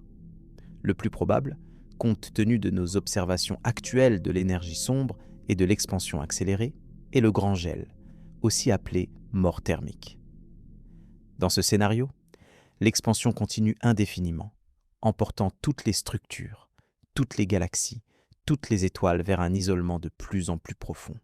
Dans des milliards d'années, le grand mur d'Hercule couronne boréale, s'il est encore identifiable comme structure distincte, sera bien plus dispersé qu'aujourd'hui. Ces galaxies constitutives s'éloigneront les unes des autres à des vitesses croissantes. Les étoiles qu'elles contiennent épuiseront leur carburant et s'éteindront. Les trous noirs eux-mêmes, ces monstres qui semblent éternels, finiront par s'évaporer lentement par le rayonnement de Hawking sur des échelles de temps si longues que notre concept de durée n'a plus de sens. Dans l'ultime futur, l'univers sera un vide de plus en plus froid, de plus en plus sombre, de plus en plus vide. Les dernières particules dériveront à travers un espace en expansion sans fin, si éloignées les unes des autres qu'aucune interaction ne sera plus possible. L'entropie aura atteint son maximum. Rien ne se passera plus. Jamais. C'est une perspective qui peut sembler désespérante, mais elle est aussi, d'une certaine façon, libératrice. Car si tout est destiné à disparaître, si même les structures les plus colossales de l'univers sont éphémères à l'échelle cosmique, alors chaque instant de conscience, chaque moment de vie, chaque expérience acquiert une valeur précieuse précisément parce qu'elle est temporaire. Le grand mur d'Hercule couronne boréale existera pendant des milliards d'années, mais il ne sera pas conscient de sa propre existence. Il ne saura pas qu'il est remarquable, qu'il défie nos théories, qu'il nous remplit d'émerveillement. Cette conscience, cette capacité d'appréciation, c'est nous qui l'avons. C'est nous, créatures éphémères sur notre petite planète bleue, qui donnons un sens à cette structure en la découvrant, en la contemplant, en essayant de la comprendre. Et peut-être est-ce là la réponse ultime à la question de notre place dans l'univers. Nous ne sommes pas insignifiants parce que nous sommes petits et temporaires. Nous sommes significatifs parce que nous sommes conscients. Nous sommes les yeux et l'esprit de l'univers, les organes par lesquels le cosmos prend conscience de lui-même. Chaque fois que tu regardes les étoiles et que tu ressens de l'émerveillement, tu accomplis quelque chose que même le grand mur d'Hercule couronne boréale, avec toute sa masse et son immensité, est incapable de faire. Tu éprouves de l'émotion. Tu te questionnes. Tu cherches à comprendre. Cette capacité est rare dans l'univers, peut-être unique, et elle vaut quelque chose, même face à l'infini. Mais le mystère reste entier. Pourquoi quelque chose plutôt que rien ? Pourquoi ces lois de la physique plutôt que d'autres ? Pourquoi un univers capable d'engendrer des structures impossibles et des consciences questionnantes ? Ces interrogations dépassent le domaine de la science, pour entrer dans celui de la métaphysique, de la philosophie, peut-être même de la spiritualité. Le grand mur d'Hercule couronne boréale ne nous donne pas de réponse qu'à ces questions ultimes, mais il nous rappelle qu'elles méritent d'être posées. Il nous montre que l'univers est bien plus étrange, bien plus mystérieux, bien plus vaste que tout ce que nous avions imaginé. Et il nous invite à continuer d'explorer, de questionner, de chercher, même si nous savons que nous ne trouverons peut-être jamais toutes les réponses, car c'est dans cette quête elle-même, dans ce désir de comprendre qui définit notre espèce, que réside notre dignité face à l'infini. Nous sommes peut-être petits, mais nous cherchons grand. Nous sommes peut-être éphémères, mais nous pensons éternité. Nous sommes peut-être limités, mais nous rêvons d'illimité. Et quelque part dans les profondeurs du cosmos, le grand mur d'Hercule couronne boréale continue d'exister, silencieux et patient, attendant que nous découvrions enfin ses secrets. Ou peut-être ne les découvrirons-nous jamais. Peut-être certains mystères sont-ils destinés à rester des mystères, des rappels permanents que l'univers garde toujours une longueur d'avance sur notre compréhension. Cette incertitude fondamentale n'est pas un échec de la science, c'est son moteur. C'est ce qui nous pousse à construire de meilleurs télescopes, à développer de nouvelles théories, à explorer de nouvelles frontières. Le jour où nous aurons tout compris, le jour où il n'y aura plus de mystère, sera le jour où nous aurons cessé de grandir. Heureusement, ou malheureusement selon la perspective, ce jour ne semble pas près d'arriver. Le grand mur d'Hercule couronne boréale et les centaines d'autres anomalies qui peuplent notre univers garantissent que nous aurons encore de quoi nous émerveiller et nous questionner pour des générations à venir. Et c'est peut-être, en fin de compte, le plus beau cadeau que le cosmos pouvait nous faire. Nous voici arrivés au terme de ce voyage à travers l'immensité cosmique. Un voyage qui nous a menés des confins de l'univers observable jusqu'aux profondeurs de notre propre conscience. Le grand mur d'Hercule couronne boréale nous a servi de guide. Cette structure impossible, qui s'étend sur 10 milliards d'années-lumière et qui refuse obstinément de se conformer à nos équations les plus élégantes. Mais avant de nous séparer, avant de retourner à nos vies quotidiennes sur cette petite planète bleue perdue dans la banlieue d'une galaxie ordinaire, prenons un moment pour contempler l'ensemble du tableau que nous avons peint ensemble au fil de ces heures. Nous avons commencé par découvrir l'existence même de cette anomalie cosmique, cette concentration de matière détectée à travers les flashs lointains des sursauts gamma. Nous avons vu comment des astronomes patients, armés de données statistiques et de modèles informatiques, ont progressivement assemblé les pièces d'un puzzle qui défiait leur compréhension. Une structure si vaste qu'elle représente une fraction significative de l'univers observable, surgissant des profondeurs de l'espace comme un défi silencieux à notre arrogance scientifique. Nous avons ensuite exploré les fondements mêmes de notre cosmologie, ce modèle standard qui décrit l'évolution de l'univers depuis le Big Bang. Nous avons compris comment les fluctuations quantiques primordiales, ces graines microscopiques plantées dans les premiers instants de l'existence, ont grandi au fil des milliards d'années pour devenir les galaxies, les amas et les superamas que nous observons aujourd'hui. Et nous avons réalisé que selon ce modèle, selon ces équations vérifiées et revérifiées des milliers de fois, le grand mur d'Hercule couronne boréale ne devrait tout simplement pas être là. La limite théorique de 3 à 400 millions d'années-lumière, imposée par les contraintes combinées de la gravité et de l'expansion cosmique, est dépassée de plus de 20 fois par cette structure énigmatique. C'est comme si nous avions découvert une montagne sur une planète où les lois de la géologie interdisent l'existence de tout relief dépassant quelques mètres.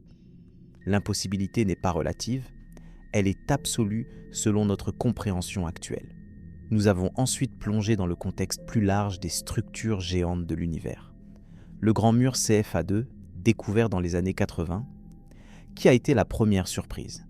Le grand mur de Sloan, 3 fois plus grand, qui a commencé à faire trembler les fondations de notre cosmologie.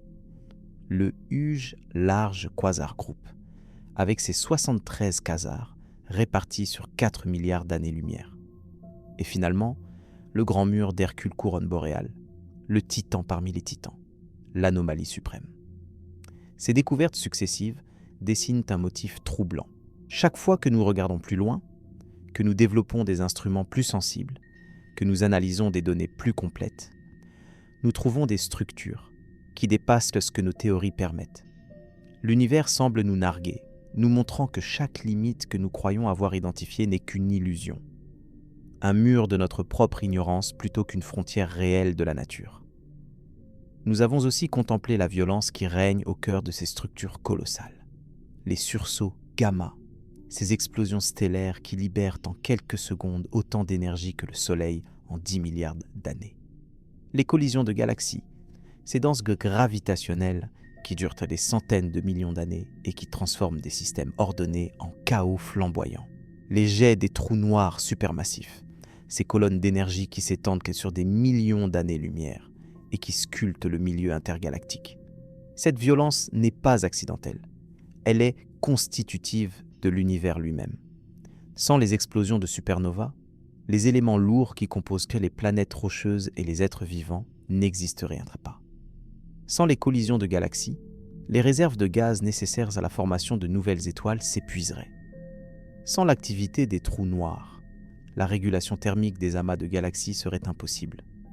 La destruction et la création sont les deux faces d'une même pièce cosmique, indissociables et complémentaires. Et au milieu de cette violence, au cœur de ces structures impossibles, quelque chose d'extraordinaire s'est produit. La conscience a émergé. Sur au moins une planète, et peut-être sur des milliards d'autres, la matière s'est organisée de manière à devenir capable de se contempler elle-même. Nous sommes les enfants de cette violence cosmique, les héritiers de milliards d'années d'explosions stellaires et de collisions galactiques. Les atomes qui composent un de nos corps ont voyagé à travers l'espace et le temps, participant à des drames cosmiques dont nous ne pouvons qu'imaginer l'ampleur, avant de se retrouver assemblés temporairement dans ces configurations complexes que nous appelons des êtres humains. Cette perspective devrait nous remplir d'humilité. Non pas l'humilité écrasante de l'insignifiance, mais l'humilité libératrice de la connexion. Nous ne sommes pas séparés de l'univers. Nous en sommes une expression, une manifestation, un moment de conscience dans un océan de temps et d'espace. Le grand mur d'Hercule couronne boréale et toi, qui écoutes ces mots, êtes fait de la même matière, régi par les mêmes lois, participant du même mystère fondamental de l'existence. Mais que nous dit vraiment l'existence de cette structure impossible sur la nature de la réalité ? C'est la question qui a hanté l'ensemble de notre exploration. Et c'est la question à laquelle nous devons maintenant tenter de répondre, même si cette réponse doit rester incomplète. La première possibilité, la plus conservatrice, est que nos théories cosmologiques sont simplement incomplètes. Le modèle standard, malgré ses succès remarquables, ne capture pas tous les processus qui ont façonné l'univers. Peut-être la matière noire a-t-elle des propriétés que nous n'avons pas encore découvertes. Peut-être l'énergie sombre varie-t-elle d'une région à l'autre du cosmos. Peut-être l'inflation primordiale a-t-elle créé des conditions initiales bien plus variées que ce que nous avions supposé. Cette possibilité est rassurante d'une certaine façon. Elle suggère que le mystère du grand mur sera un jour résolu, que de futurs Einstein et Hawking développeront des théories plus complètes qui expliqueront élégamment ce qui nous semble aujourd'hui inexplicable. La science a toujours fonctionné ainsi. Par révolutions successives, chaque génération de penseurs dépassant les limites de la précédente. Mais il existe une deuxième possibilité, plus troublante. Peut-être le grand mur d'Hercule couronne boréale n'est-il pas une anomalie à expliquer, mais un indice que notre façon même de concevoir l'univers est fondamentalement erronée. Peut-être les concepts que nous utilisons, l'espace, le temps, la matière, l'énergie, la causalité, ne sont-ils que des approximations utiles à notre échelle, mais qui s'effondrent quand on les pousse à leurs limites. Cette idée n'est pas nouvelle. Les physiciens théoriciens les plus audacieux explorent depuis des décennies des frameworks conceptuels radicalement différents de notre compréhension quotidienne. La théorie des cordes suggère que l'espace-temps lui-même est une illusion émergente, une apparence qui résulte de processus plus fondamentaux se déroulant dans un espace à 11 dimensions. La gravité quantique à boucle propose que l'espace est granulaire, composé d'unités discrètes à l'échelle de Planck, plutôt que continu comme nous le percevons. D'autres approches, encore plus spéculatives, remettent en question la distinction même entre observateur et observé, entre sujet et objet, entre intérieur et extérieur. Si l'une de ces perspectives est correcte, alors le grand mur d'Hercule couronne boréale pourrait être un artefact de notre façon limitée de percevoir et de conceptualiser la réalité. Ce qui nous apparaît comme une structure impossible dans notre espace à 3 dimensions pourrait être parfaitement naturel dans un framework plus fondamental. C'est comme si des créatures bidimensionnelles, vivant sur une surface plane, essayèrent de comprendre une sphère tridimensionnelle qui traverse leur monde. Elles verraient apparaître un cercle qui grandit puis rétrécit, un phénomène mystérieux et incompréhensible depuis leur perspective limitée mais parfaitement triviale vue de notre dimension supérieure. Peut-être sommes-nous ces créatures bidimensionnelles, tentant désespérément de comprendre un univers qui possède des aspects que notre cognition n'est tout simplement pas équipée pour appréhender. Le grand mur serait alors non pas un mystère à résoudre, mais un rappel permanent de nos limites cognitives fondamentales. Et puis, il y a une troisième possibilité, la plus vertigineuse de toutes. Peut-être l'existence du grand mur d'Hercule couronne boréale est-elle un indice que notre univers n'est pas le seul, qu'il fait partie d'un ensemble plus vaste, un multivers où des bulles d'espace-temps distinctes coexistent et parfois interagissent. Nous avons évoqué cette hypothèse précédemment, mentionnant comment des collisions entre univers pourraient laisser des cicatrices détectables dans la distribution de la matière. Mais allons plus loin dans cette réflexion. Si le multivers existe, alors tout ce que nous observons, les galaxies, les étoiles, les structures géantes comme le Grand Mur, pourraient n'être qu'une infime partie d'une réalité infiniment plus vaste. Notre univers observable, avec ses 93 milliards d'années-lumière de diamètre, ne serait qu'une bulle parmi une infinité d'autres bulles. Chacune avec ses propres lois physiques, ses propres constantes fondamentales, ses propres formes de matière et d'énergie. Dans certaines de ces bulles, les conditions pourraient interdire toute forme de complexité. Les forces fondamentales seraient trop faibles ou trop fortes, les particules instables, les atomes impossibles. Ces univers seraient stériles, dénués de structure, dénués de conscience. Dans d'autres bulles, les conditions pourraient être radicalement différentes, mais tout aussi favorables à l'émergence de la complexité. Des formes de matière que nous ne pouvons même pas imaginer pourraient s'organiser en structures, peut-être même en conscience, dont la nature nous serait complètement incompréhensible. Et notre bulle, notre univers, avec ses lois particulières et ses constantes spécifiques, serait simplement l'un des domaines où les conditions permettent l'existence d'observateurs capables de se poser des questions sur leur propre existence. C'est le principe anthropique porté à son extrême logique, une explication de pourquoi l'univers semble finement ajusté pour permettre la vie et la conscience. Mais cette explication, si elle est correcte, soulève autant de questions qu'elle en résout. Qu'est-ce qui a créé le multivers ? Pourquoi y a-t-il quelque chose plutôt que rien ?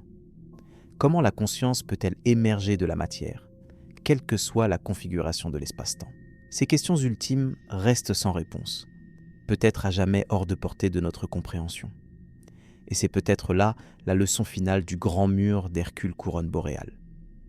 Non pas une réponse, mais une invitation à l'humilité intellectuelle. Une reconnaissance que l'univers est plus vaste, plus étrange, plus mystérieux que tout ce que notre esprit peut concevoir.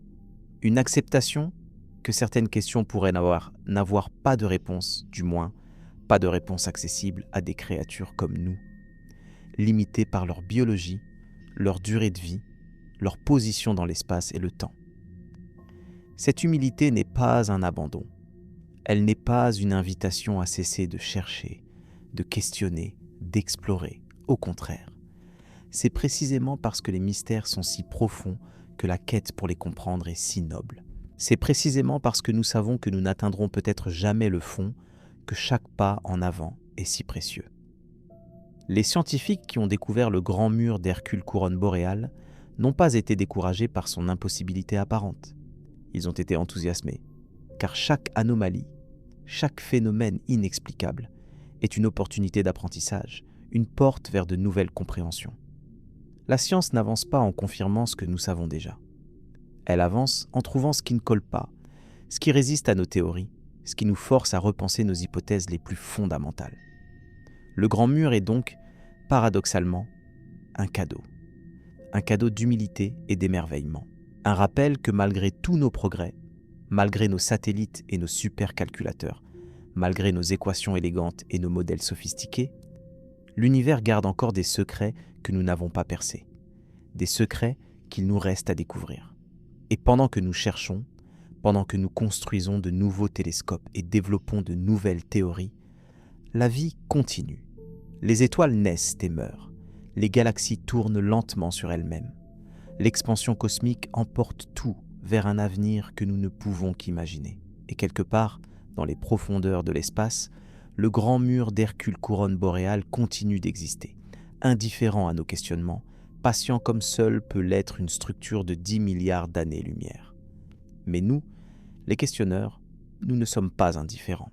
Nous portons en nous cette étincelle de curiosité qui définit notre espèce, ce désir irrépressible de comprendre qui nous a menés des cavernes aux étoiles. Et c'est cette curiosité, plus que tout autre trait, qui fait de nous quelque chose de remarquable dans l'immensité cosmique. Car l'univers est vaste, mais il n'est pas conscient de sa propre vastitude. Il est ancien, mais il ne compte pas les milliards d'années qui passent. Il est magnifique, mais il ne s'émerveille pas de sa propre beauté. Pour tout cela, il lui faut des consciences. Il lui faut des êtres capables de lever les yeux, de poser des questions, de ressentir de l'émerveillement. Et c'est exactement ce que nous faisons, toi et moi, en ce moment même. En écoutant ces mots, en contemplant ces mystères, en laissant notre imagination s'envoler vers les confins de l'observable et au-delà, nous accomplissons quelque chose que même le grand mur d'Hercule couronne boréale, avec toute sa masse incompréhensible, est incapable d'accomplir. Nous participons au miracle de la conscience. Cette participation est éphémère, bien sûr.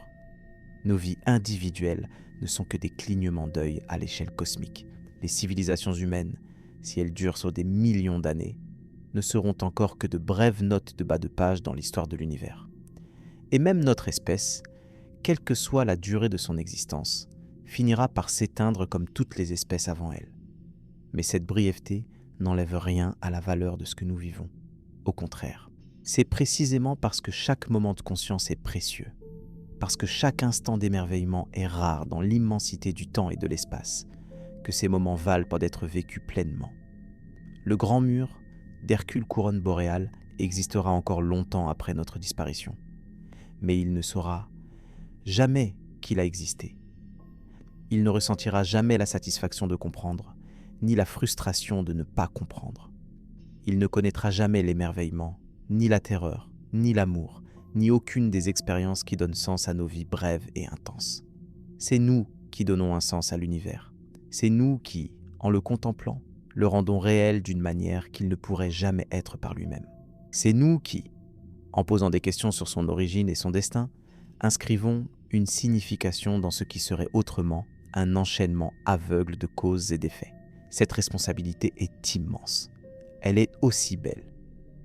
Alors ce soir, alors que tu t'apprêtes peut-être à fermer les yeux et à laisser le sommeil t'emporter, emporte avec toi cette image. Quelque part, à 10 milliards d'années-lumière de l'endroit où tu te trouves, une structure gigantesque s'étend dans le vide. Elle contient des milliards de galaxies, des trillions d'étoiles, peut-être des quadrillions de planètes. Et sur certaines de ces planètes, peut-être d'autres consciences regardent le ciel et se posent les mêmes questions que toi. Vous ne vous rencontrerez jamais.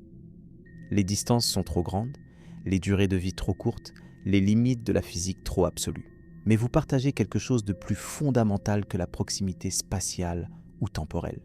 Vous partagez l'émerveillement, vous partagez le questionnement, vous partagez cette étincelle de conscience qui fait de vous des miracles dans un univers autrement inconscient.